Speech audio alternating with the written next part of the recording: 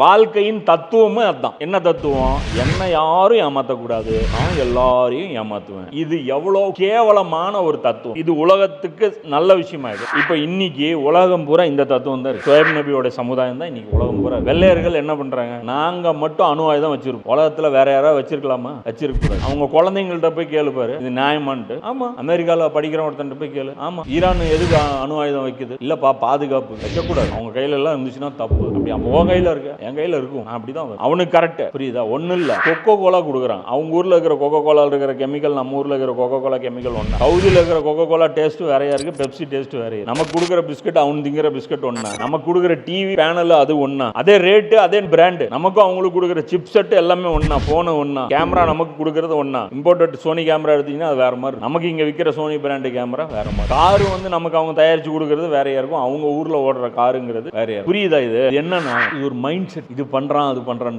அல்லாஹ் அந்த மைண்ட் அடிக்கிறான். அதனால தான் அல்லாஹ்வுக்கு கட்டுப்படு. அல்லாஹ் கட்டுப்படுன்னு என்ன அர்த்தம்னா, அல்லாஹ் பொறுத்தவரைக்கும் எல்லாருக்கும் சமமான. உனக்கு 1 கிலோ 1000 கிராம்னா எல்லாருக்கும் 1 கிலோ 1000 கிராம். இவனுங்க அப்படி கிடையாது. அதே மாதிரி இவனுங்க என்ன பண்றானுங்க? நம்ம கரன்சி உலக சந்தையை பூரா இருக்கணும். உலகத்துல ட்ரேடிங் நடக்கிறதுன்னா எதுல நடக்குது? யூரோல நடக்குது, டாலர்ல நடக்குது, பிரிட்டிஷ் பவுண்ட்ல நடக்குது. மூணுமே வெள்ளை கரன்சி. வேற எந்த கரன்சி கொடுத்தும் பெட்ரோல் வாங்கக்கூடாது, ஆயுதங்கள் வாங்கக்கூடாது, ராணுவ உபகரணங்கள் வாங்கக்கூடாது, விலை பொருட்கள், இன்டர்நேஷனல் டீலிங் எதுவுமே இதுல பண்ணக்கூடாது. இதெல்லாம் பண்ணாதனாலதான் இவனுங்கெல்லாம் பணக்காரனா இருக்கிறான். புரியுதா? இந்த ரெட்டை நிலைப்பாடு மனித குலத்துக்கு நன்மை தருமா தீமை தரும்? தீமை தரும். போக போக போக இது பாரபட்சத்துல ஒரு பக்கம் ரொம்ப உழைச்சிட்டே இருப்பான், அவன் மேல வரவே மாட்டான். இன்னொரு பக்கம் அவன் உழைக்கவே மாட்டான், அவன் மேல வந்துட்டு இருப்பான். உழைக்காம இவ்வளவு காசு கொடுக்கறதுனால இவன் கெட்டு போயிருவான். நம்ம இன்னைக்கு ஒரு பணக்கார வீட்டு பிள்ளைக்கு தானே கெட்டு போகுது. ஏன் கெட்டு போகுது? ஃப்ரீயா காசு கிடைக்குது, கேட்டது உடனே கிடைக்குது. அவனுக்கு கஷ்டம்னா என்னன்னு தெரியல. இந்த பக்கம் இருக்கிற குழந்தைங்க கஷ்டப்படுறது, இவங்களும் அவ்வளவு கெட்டு போக மாட்டான். இதனால இவன் கெட்டு போறதுனால இவனும் நரகத்துக்கு